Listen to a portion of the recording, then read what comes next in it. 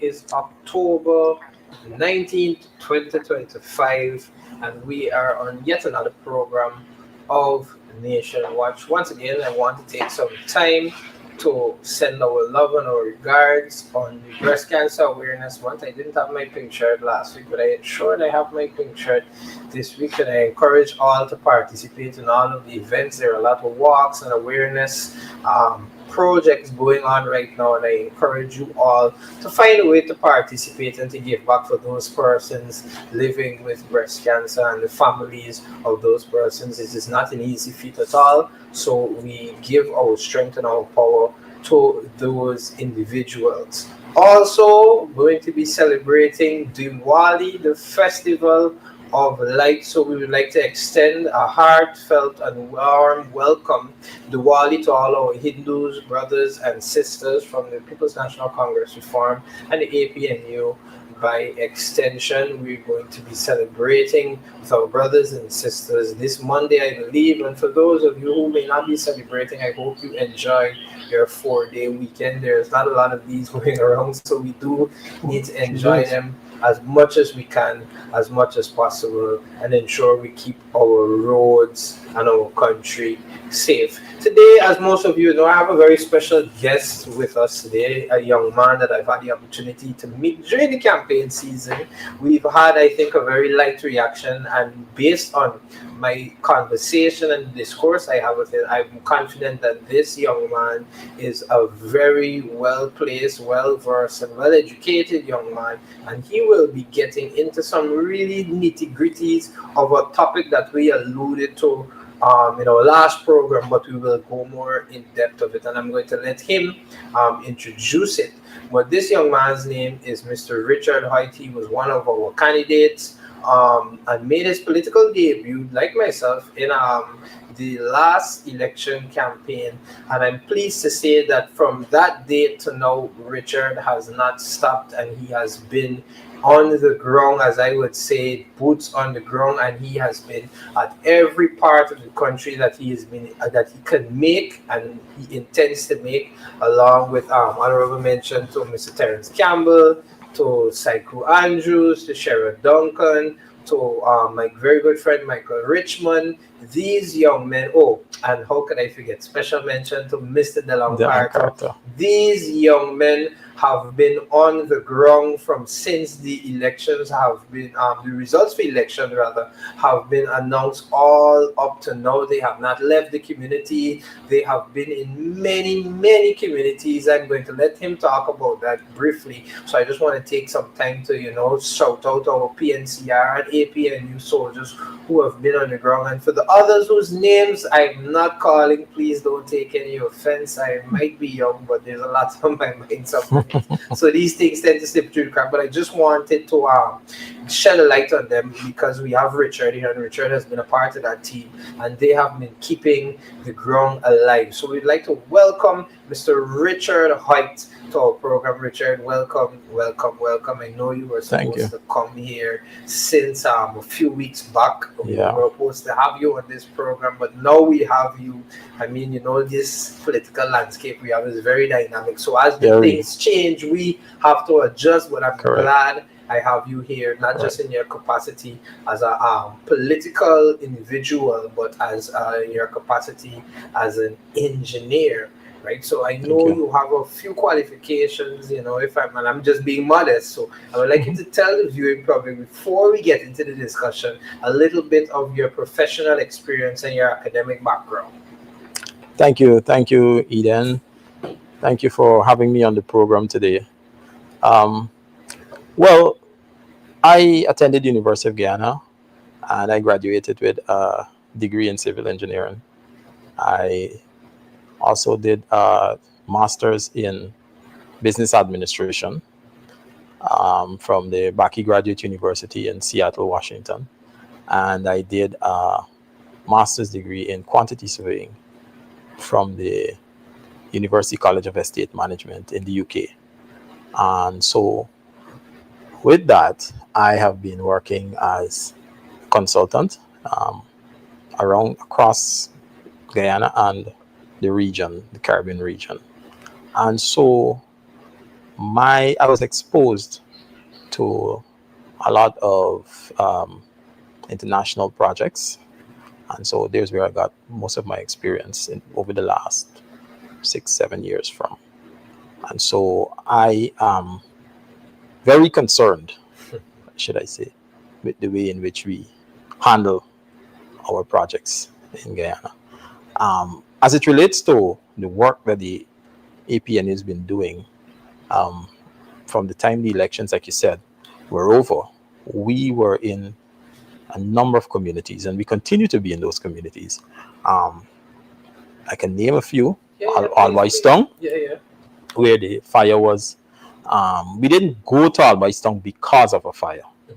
We had plans to, as a matter of fact, while we were campaigning, Michael Richmond, as you mentioned, had made a promise to the persons in Alwaystone that regardless of the outcome of the elections, the APNU will be back in the community to touch base with them and support them in whatever need there is. And he and the APNU kept that promise, went back into the communities, supported them. Unfortunately, there was a fire, and the support that we give, Mr. Terence Campbell, Saiku Andrews, and Dylan Carter. I think we had also Mr. His name is, like you said, lots of things on our minds. But we were all there. We supported those persons the best way we could. And we have made promises to them that we will keep. There was also a fire in Eastville, a very unfortunate event where a family lost their home. We also supported that family because of our representative in that community, in that region, Ms. Robin Simon, who reached out to us. There again, Mr. Terence Campbell, Saiku Andrews, pool our resources, the APNU, and we went to support those families. We also supported, and we are on the ground in Tocqueville, in North Rhineveld, East Rhineveld, Sophia, North Sophia, West Bank, Potential. So we are on a mission to engage members of the communities, remind them of our support for them, use that support to develop a better relationship with them, and to garner a camaraderie with those people. So far, it has been effective. Persons are understanding what really transpired and what is required to rebuild. And so that is the aim of the game. And coming off the heels of the elections and the results, and your continued work in those communities, personally speaking, what has been your view of the response of those outreaches that we've been conducting? Well, let me tell you, first of all, it surprised me. The first outing we had, persons received our message. There was a genuine call for a presence of the APNU in the communities, which they did not see for whatever reason. But now persons are saying this is what we wanted to see. This is what we were expecting to see. And so we understand as a party what needs to be done now, and we are going to meet those needs in the communities. Awesome, awesome. So let's go straight into the more meaty and the weighted topics. Now, I think it's about 3 weeks ago, 3 weeks and change, there has been a big infrastructural, and I say that very loosely. There's been a big infrastructural development and change within the Guyanese landscape, more specifically on the East Bank corridor of the Demerara River, where we have a new river bridge that has been created. Now, I studied law, I don't know much about the engineering and all those fancy stuff in relation to that. So, we want us to go through and assess this project from your expertise? I know you told me you had the opportunity to peruse some of the feasibility studies, and you will have some, knowledge based on your colleagues and your friends. So we want to discuss this bridge. Now, the position out there is that the bridge is the best thing that has happened to Guyana, mostly for those on the west side. It has improved the commute time versus I heard a particular popular social media commentator making a little joke, and he was saying that a lady was complaining that she doesn't know what to do with the rest of her afternoon because she's accustomed to spending 3 hours traversing from town to over the river, and now it takes her less than an hour. And she complains she don't know what to do with herself, and she don't get to sleep. And everybody seems to have it. I mean, we're not engineers, so it's only so much we could be able to appreciate, and that's why we have you here today, because myself,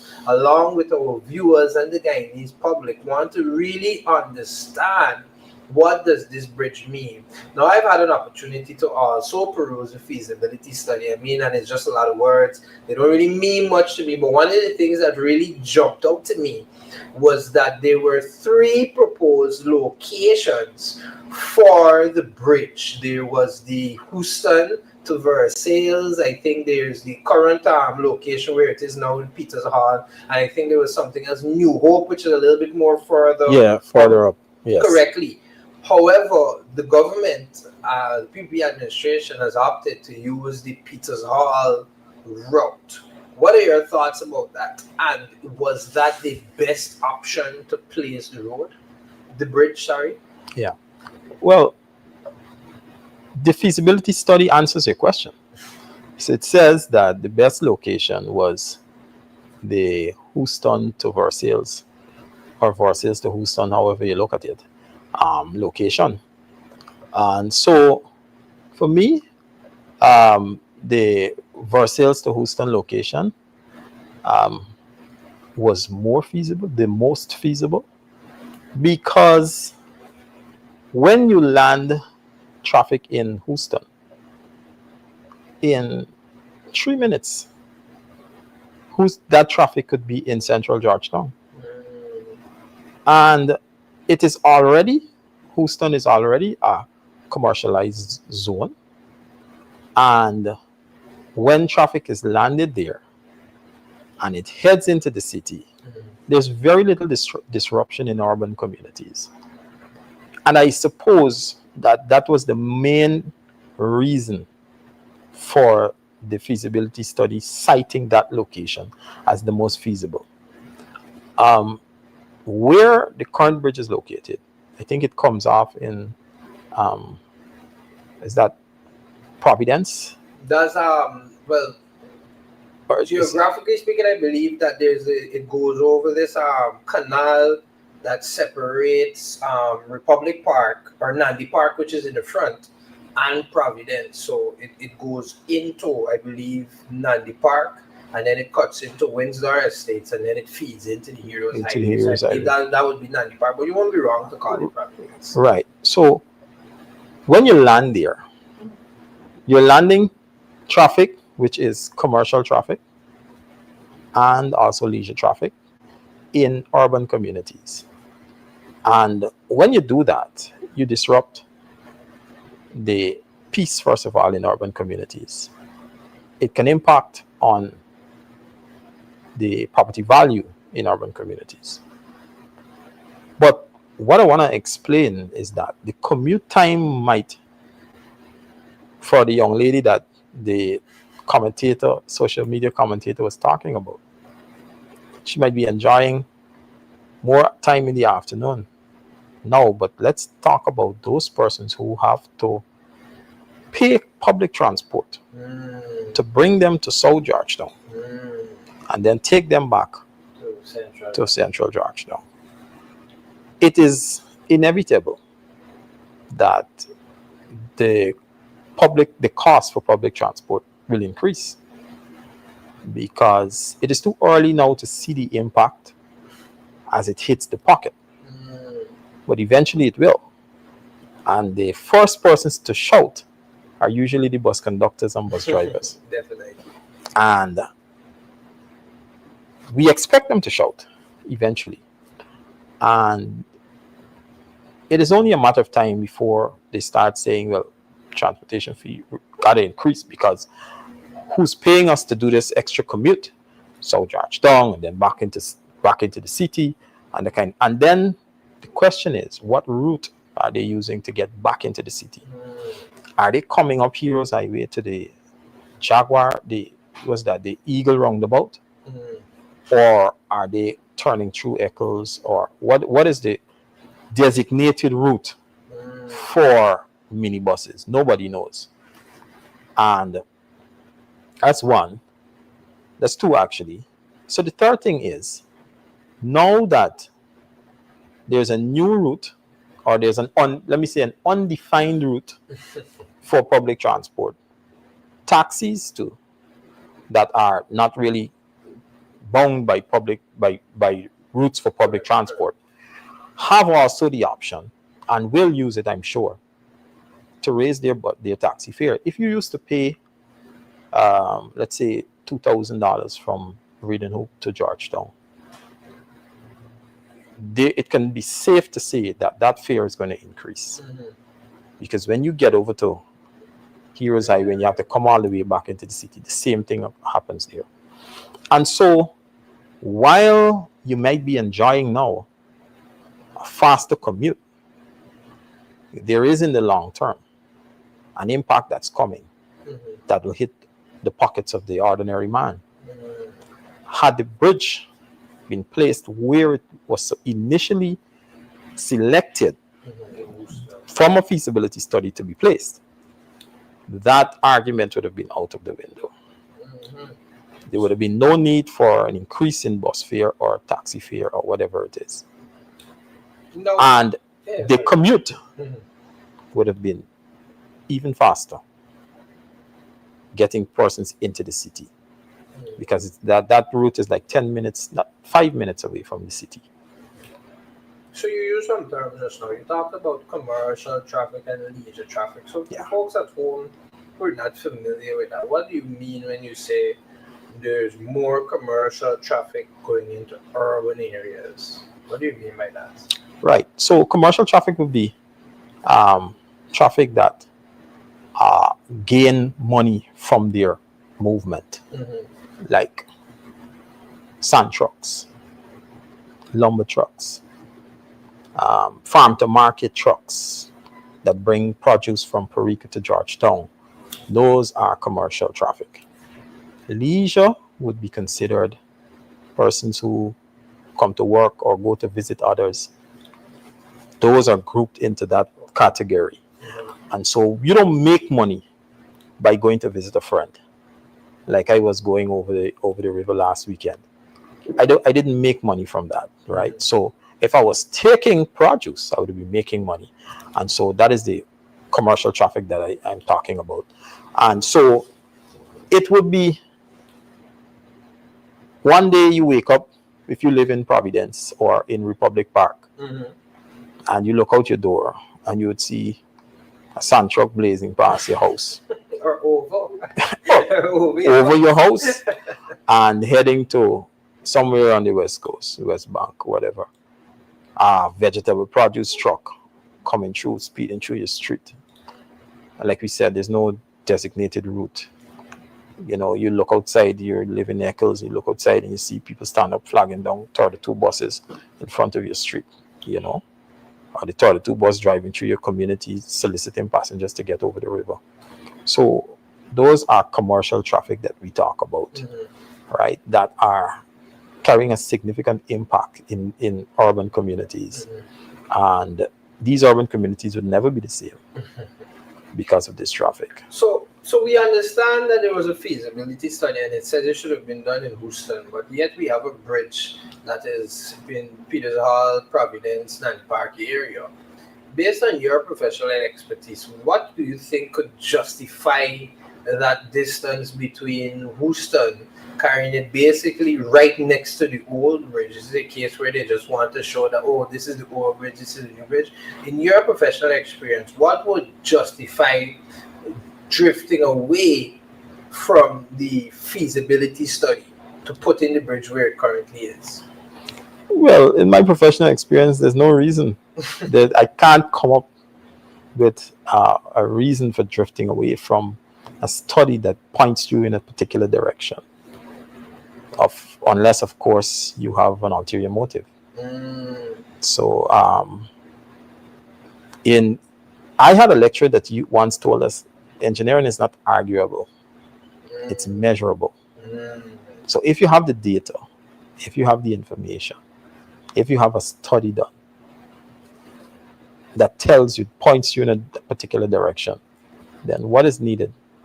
What else do you need to cause you to drift off? And if there's something new that wasn't covered in that study that caused you to drift off or change course, then that should be made public, right? So, and if it's not made public, then I really can't come up with anything that would guide a group of people or anyone into a direction. And this is like from that. the point of view from an engineer. Yes, And it's safe to assume that they would have had other engineers with just as much experience and and qualifications correct, as you did leading this project currently. correct. You don't know any of these persons. I have no idea who they were. Okay. No I'm idea. just making a little fun here. But with the new bridge how it is right now, I know one of the main concerns as somebody who uses the eastbound corridor to commute from my house all the way to town. One of the concerns I've had, and I'm sure a lot of Guyanese people would have had as well, was how that road is being fed into the bridge traffic. You understand? And I see that ever since they created the roundabout at the seawalls there, that seemed to be a safe default setting for our public works approach into dealing with traffic bottlenecks and traffic congestions. And then we saw another one hitting I think it was Back Road right by Mandela, and then they did Yes. the next one at Eccles and the Jaguar, Right, and then right. they did the next one in Diamond, and now they did a new one at the Windsor Estates I think that's between Greenfield and Eccles. They now have a new roundabout that is feeding into the bridge. Right. What was that the only way they could have created or divert the traffic into the bridge? And I think we've seen it. Persons would have seen it. How it's so easy for traffic to be backed up and the traffic congestion to happen on the roundabout. What are your thoughts about that? But first of all, roundabouts are not a solution to traffic congestion. And if you start with the notion that a roundabout can solve your congestion problem, you're starting wrong. So roundabouts, the purpose of roundabouts are to regulate traffic in junctions, right? So once used correctly, a roundabout can regulate traffic in a junction where you have vehicles entering from different locations. And I said when used correctly because how they're being used in Guyana is in a chaotic manner that really only lends to confusion, where vehicles come from all directions and try to force themselves into the roundabouts and create more bottlenecks. And before you know it, traffic around the roundabout stops, which shouldn't be. Traffic around the round. If you look at the roundabout from above, you should see circles. Vehicles going around and creating what is called a mirage, like a circle. You're seeing all the time. So vehicles enter, leave, enter, leave, enter, leave, and that doesn't rarely happens when there's a congestion, which tells you that the roundabouts are not to solve congestion problems. They just regulate traffic in the junction. In other words, they replace the police or a traffic light. Were you sure in Guyana? Because I have seen Those were that's the purpose of a roundabout. Now, what happened? Yeah. What's happening now is that we have roundabouts that are improperly designed. So we've got 4 roads of traffic coming into a roundabout. Let's take, for example, the roundabout at there's the Eagle at Which one? Mandela and Heroes Highway. Yeah. That's the Eagle. Jumbly Bird. Oh, Jumbly Bird. right. Okay, that's the same one. So there's that roundabout there, and we've got traffic coming in from that is Aubrey Barker, traffic coming in from Heroes Highway, traffic coming in from Mandela. Mandela, 2 roads from Mandela. The one what we call back road, and the other Mandela coming this way, Mandela Avenue. So we've got Aubrey Barker, Mandela, and Heroes Highway, 4 roads, and those are public roads that carry high volume of traffic, mostly in rush hour. And the roundabout is so small that from the time you enter the roundabout, you exit the roundabout. So what happens is that instead of persons getting an opportunity when there is a high volume of traffic to slip into the roundabout, persons have to back up and wait because the roundabout is so small for the volume of traffic it's receiving. You find persons entering the roundabout, sticking their nose into the roundabout, and congestion taking place in the roundabout. And that's the reason why police have to be in those roundabouts to say, well, you wait, you go. That's defeating the purpose of the roundabout. I was not going to say, but would we say that defeats the purpose having police ranks in a roundabout? In a roundabout. Every roundabout we've got police ranks in. So we have to move away from the notion that roundabouts create or roundabouts solve traffic congestion. They don't. They're not designed to. They just regulate the traffic in the junction. We have to find a more modern approach to solving our congestion problems. And now that there is very little or no space existing at any of the roundabouts that were installed, the only solution now lends to flyovers or overpasses, whichever one you want to call it. I prefer the term overpass. Flyover is a bit too loose, so we don't want anybody to take that, literally, because so that road or that part of the bridge that goes over the main road on the east bank, that wouldn't be considered a flyover, or an overpass.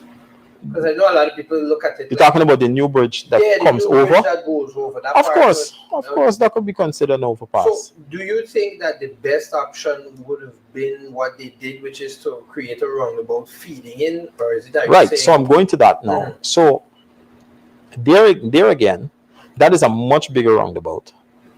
I've not seen it operate in the peak hours, but what I can tell you is that when we approach transportation design, we have to approach it with empirical data.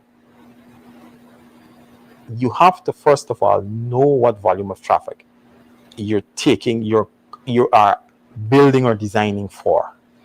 And so what is required is a traffic count to see how much traffic is going over the bridge, how much traffic is passing Heroes Highway, going in a southerly direction, how much is coming in a northerly direction.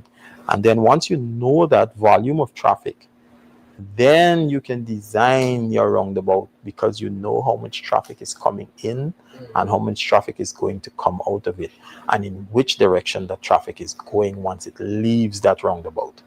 So one of the transportation engineering methodologies is conducting a traffic count. What you do, back in the days, what we used to do was to have a person sit under an umbrella and tick off. If a truck passes, you tick. Car, you tick. So there are different columns for you to tick. It's like you're tallying the vehicles.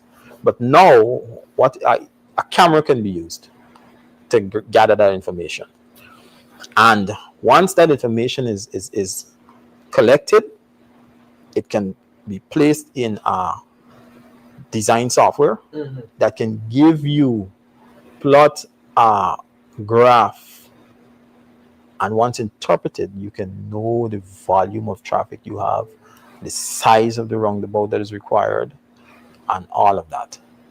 You will know who's going where. You will know what time is your peak hours.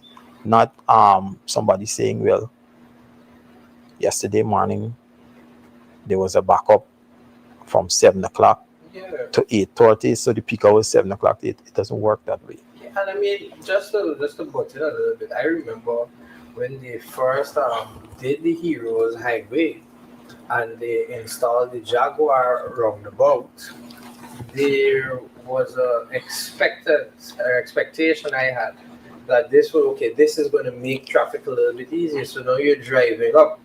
And I remember one time, and I never went back on the Heroes Highway in peak hours in the afternoon ever again after that.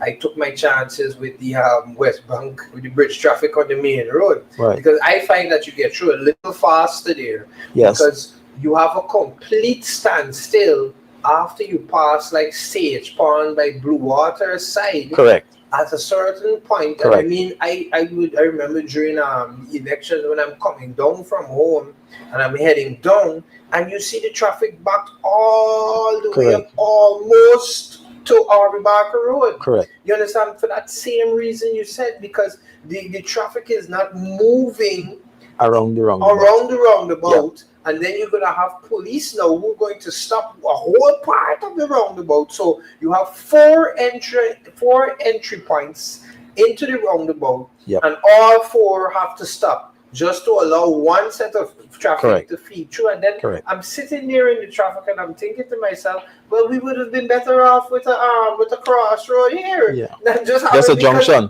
Because it looks like a roundabout in view. Yes. The perception is that we have a roundabout, but when you really analyze as you rightfully said, how the traffic is being fed and how the traffic is exiting the roundabout, you realize that this is just a glorified junction. This is a glorified crossroad. This cannot be a roundabout, because for the persons who've been fortunate enough, you go to places like Barbados. Barbados is a roundabout country. Every other the Bahamas.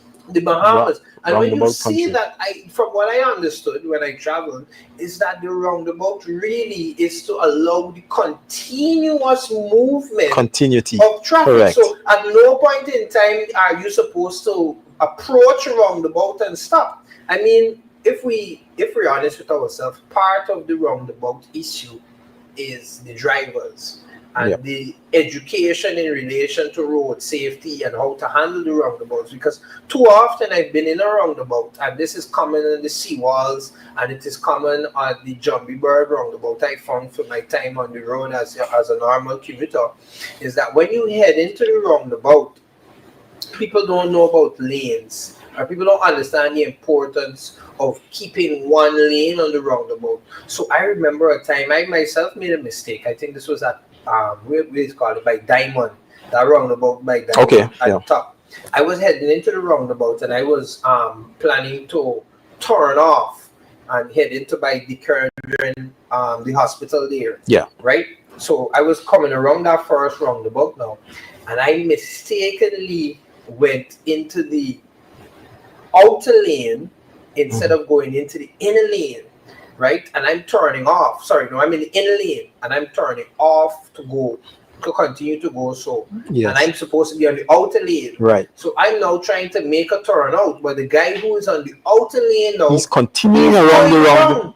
So it was barely by a split second when I'm now trying to turn off of the roundabout. I see him continue to be up under me, so now I had to make the whole round. Go right around again. Roundabout, and I'm telling myself, wow, I made a mistake today. Yeah. But there are people who think that is how you drive on the roundabout, as an engineer. What are your thoughts about the way that Guyanese drive on these roundabouts? Right, that's an excellent question, Eden.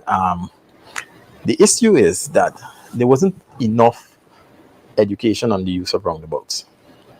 As you approach a roundabout, you yield because you have to give way to the traffic within the roundabout. Like I said earlier, there must be continuity in a roundabout.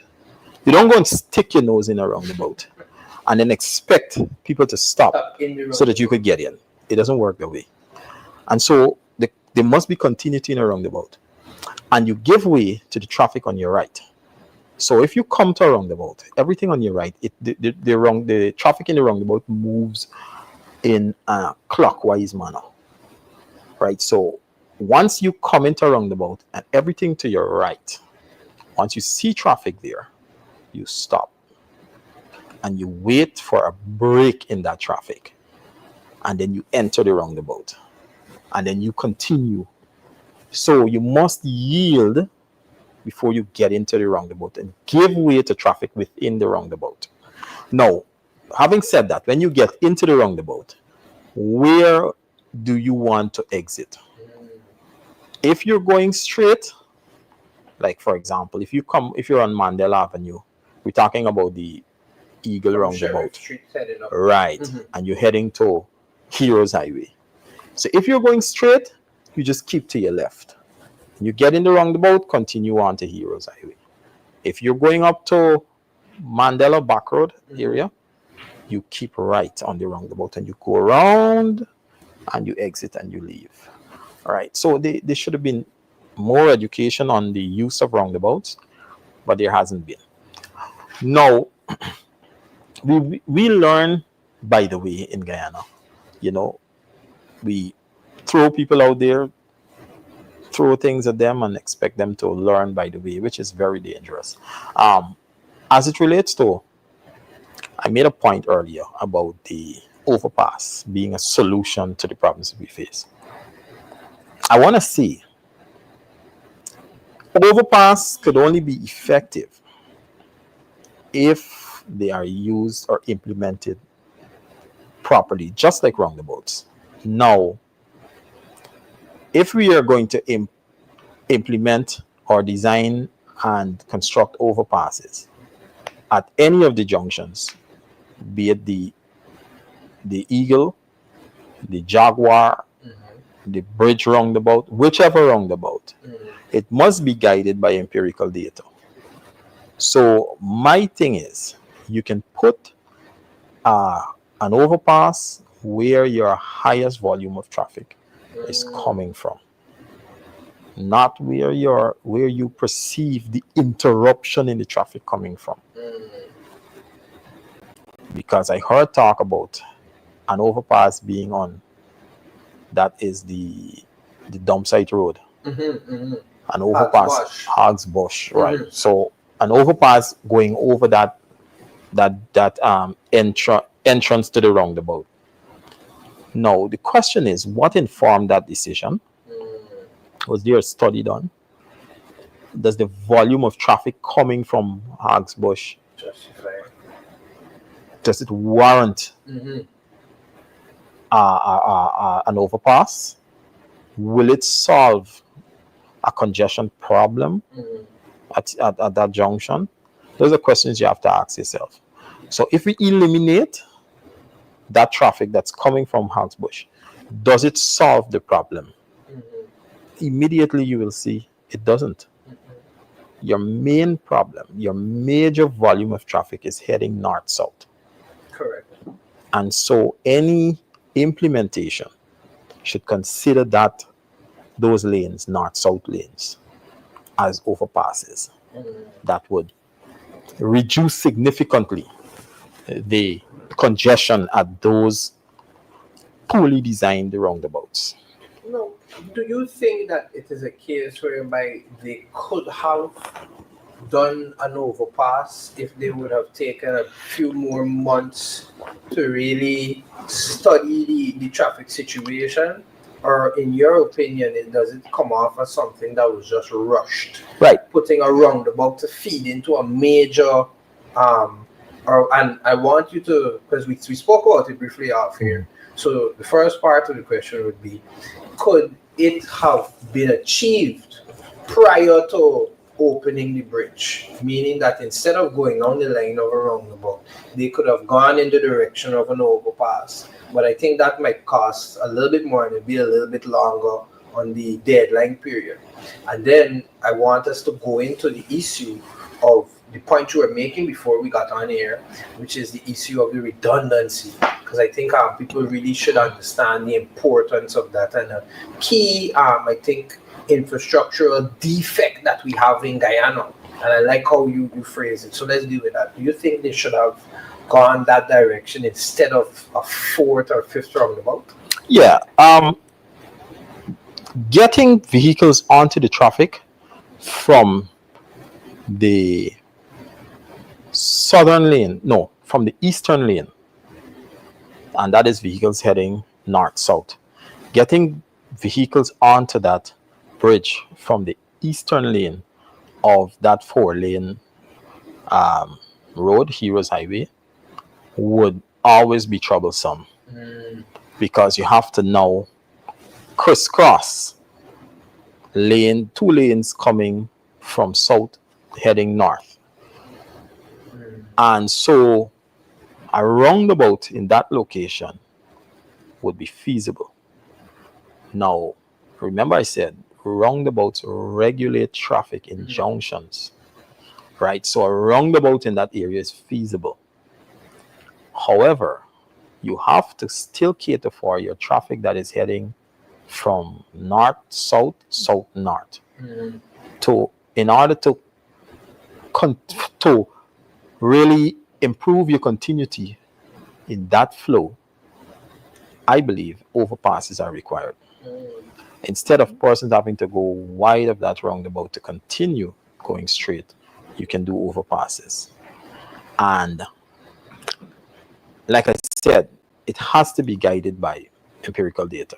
So there must be a study. That would look like instead of having to go for the persons coming from town heading towards Diamond, right? Instead of having to make that whole around, and then you have persons who are not going around, because I want everybody to understand the many things happening in that roundabout. Because you have the persons coming north heading south towards Diamond, right? They're going to be heading into that, but you have two sets of traffic in that lane heading up. Yep. Which is the first set of traffic who continuing their journey, correct, heading to Mocha, Arcadia, or Stelling, Diamond. Yep. Right. Then you have the same people in that same traffic now who are heading to West Coast, Versailles, all these places now, and they're both using the same road, but you might have some persons who might be going straight, but they end up on the west side lane, and then you have some persons who go in the west side, but they end up on the Diamond lane. That's right. And that, I guess that's the crisscrossing you're referring to. That's right. And then when we add in now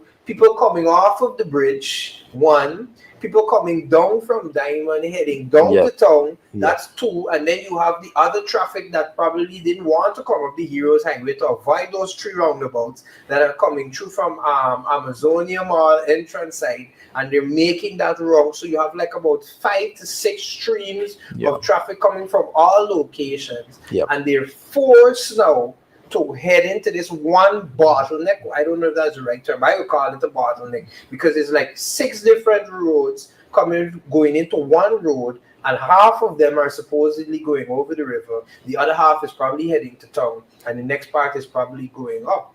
And a roundabout in there, you could see where the confusion is, especially where there's not enough knowledge. Okay, even to me, I find myself confused because even though there's a partition on that particular roundabout, prior to reaching to the actual roundabout, there's a partition. When you get on the roundabout, it's not clear whether or not you understand.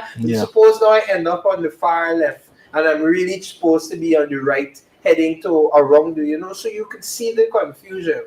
Whereby what you're proposing is that overpass would be a diversion, or diverting that particular traffic into a different road, which then goes over the road and connects over the into roundabout. The bridge. Goes over the roundabout and connects into the bridge.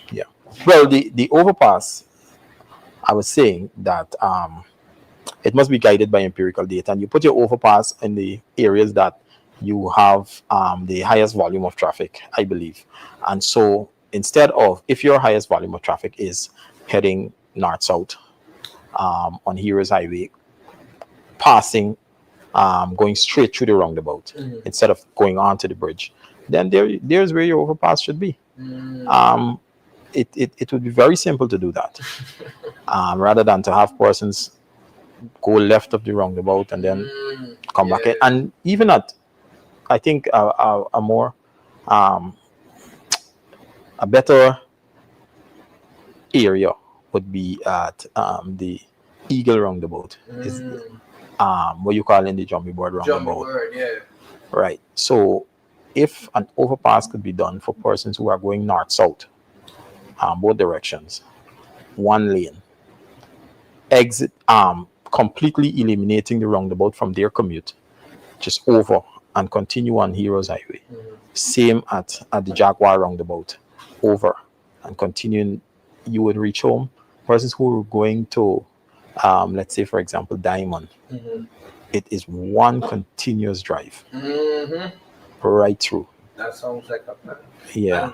And just in my last set of questions, is it a case whereby Guyana is not at a place where we could facilitate these new infrastructural developments? No, of course not. It's just that our mindset has to change. We, I believe,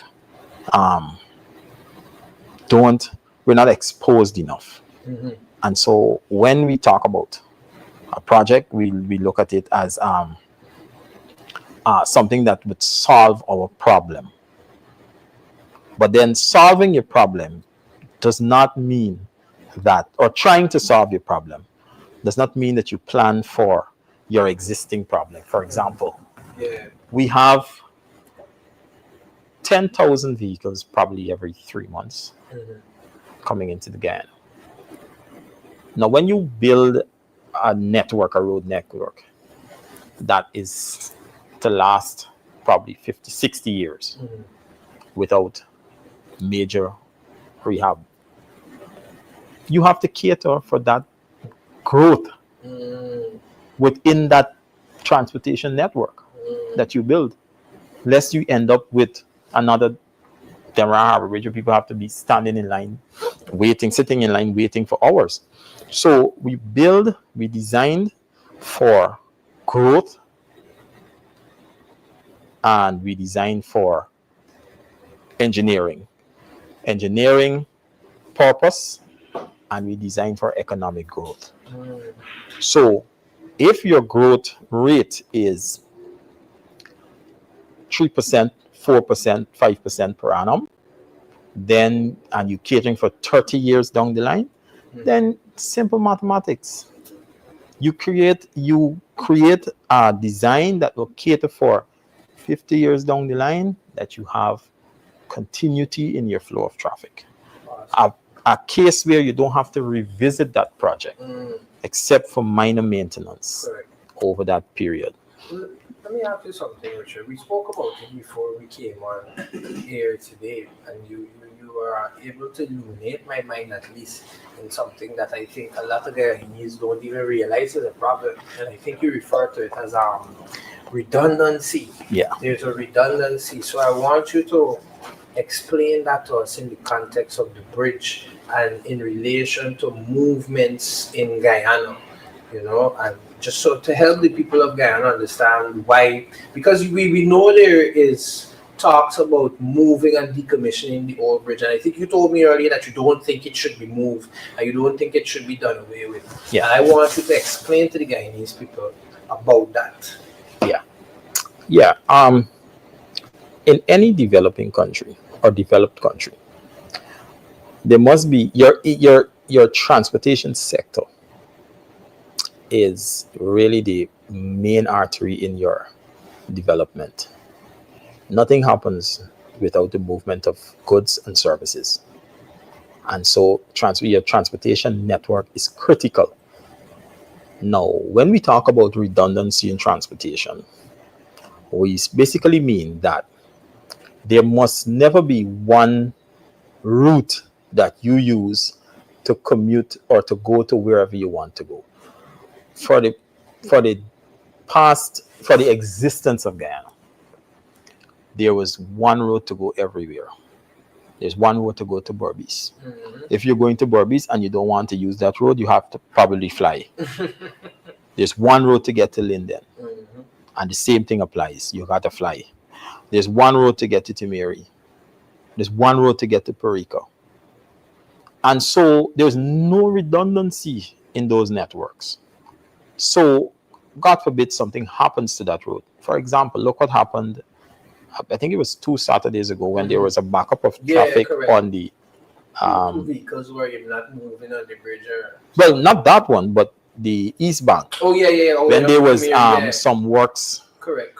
some contractors executing works, and there was this massive backup where people trying to get to the airport. We saw persons come out of their vehicles, pulling their suitcases in desperation to get to the airport to make, and some flights were canceled and so on. That should never happen. We have moved from that era. We are in a place now that resources are available, and we have to make wise decisions with the resources that we have. I'm saying, let us apply this situation to the Demerara Harbor Bridge. Last week, not Saturday gone, the Saturday before, there was a buildup of traffic on the East Bank, on the Heroes Highway. I was trying to commute across the bridge and couldn't get onto the bridge because of the traffic. And I was like, what's going on here? Later on, we learned that 2 vehicles were rendered immobile on the bridge. I'm saying that had commuters had the option of using another bridge, because we don't know when 2 vehicles again will be immobile, because the vehicles that we have in Guyana are not the best quality, but there must be redundancy in transport. And we've had one bridge, one Demerara bridge, for the entire existence of Guyana. Right. And that bridge served us well.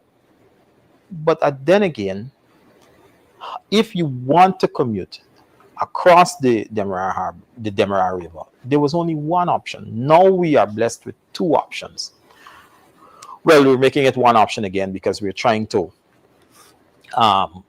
we want to remove it and replace it. Not replace it, we've already replaced it. We want to remove it now. I'm saying that the attempts to remove the Demerara Harbor Bridge should be revisited. The plans should be revisited. Because in the event of an emergency, persons must have an option.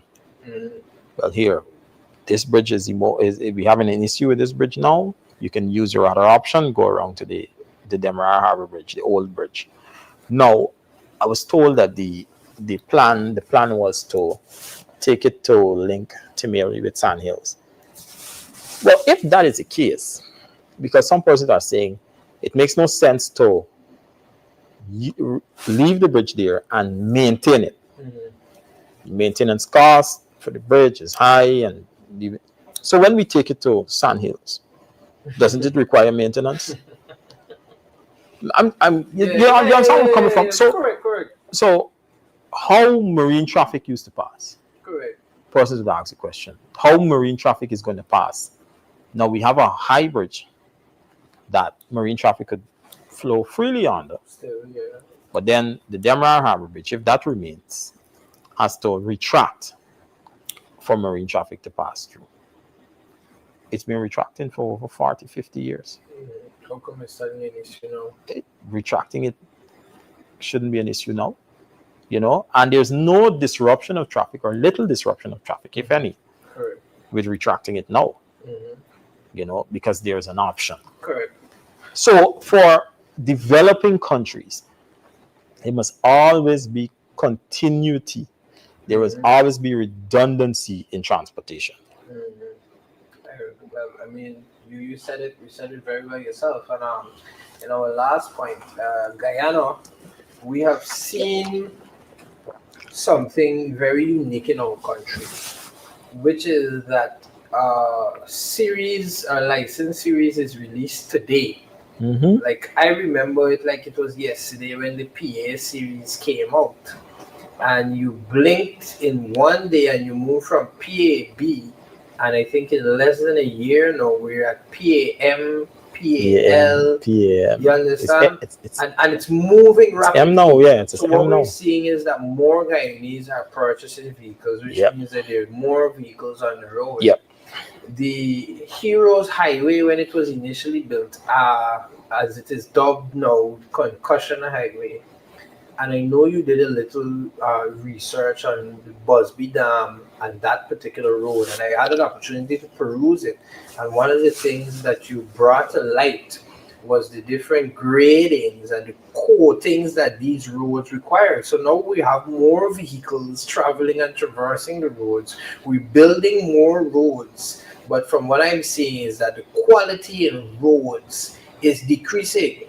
So that nice smooth, I think it is bitumen road or tar road that we're accustomed to, we're now getting concrete road. And we're seeing the issues with that with the Heroes Highway, which was recently commissioned.